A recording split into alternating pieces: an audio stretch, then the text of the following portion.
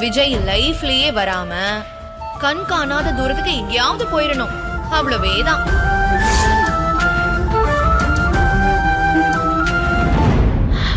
ஒரு 2 நிமிஷங்க, coffee ready பண்ணிடுறேன். பரவாயில்ல. உடம்பு சரியில்லையா மல்லி? இல்லையே. மனசு சரியில்லையா? சச்சா, அப்படியெல்லாம் ஒண்ணும் இல்லைங்க. நான் நேத்துல இருந்து கவனிச்சுட்டு தான் இருந்தேன். நீ சரியாவே இல்ல. உடம்பு சரியில்லைன்னு எங்க டாக்டர் கிட்ட போனா செலவாகிடுமோ நினைச்சு நீ சொல்ல மாட்டேங்கிற, அப்படித்தானே? அது அப்படியெல்லாம் இல்லைங்க. யார் சொன்னா? நான் நல்லாதான் இருக்கேன்.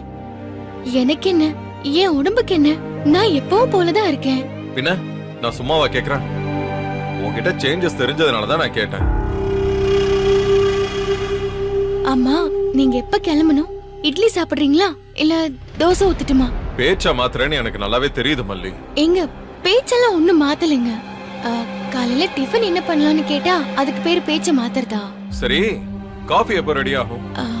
நீங்க ஹால்ல உட்காருங்க, நான் கொண்டு வரேன். எத்தனை நாள்ல வரும்?